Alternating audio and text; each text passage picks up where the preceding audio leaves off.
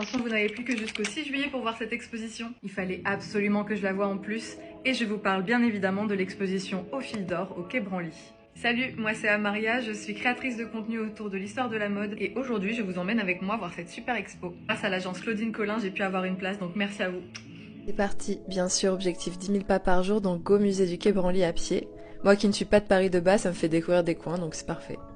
C'est bon, on y est, je suis arrivée. Bienvenue dans un voyage étincelant à travers les âges et les cultures où l'or tisse son fil précieux dans l'histoire du vêtement. L'exposition Au fil de l'or, l'art de se vêtir de l'Orient au soleil levant est une véritable immersion dans la splendeur des textiles du Maghreb au Japon, en passant par l'Inde et aussi la Chine.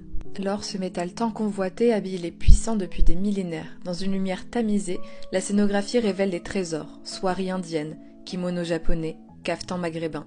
Témoin d'ingéniosité mais aussi d'histoire de civilisation, de savoir-faire et surtout d'une quête éternelle de beauté. Le parcours est ponctué par les sublimes créations de Guo Pei, grande dame de la haute couture chinoise. D'ailleurs, je pourrais sûrement vous faire une vidéo à propos d'elle. Pour en revenir à l'expo, on y voit donc des robes spectaculaires qui ont parfois demandé des milliers d'heures de travail, voire des années, comme celle-ci qui aura demandé 5 ans pour être réalisée. Regardez-moi ce niveau de détail et de magnificence. C'est à voir absolument en vrai.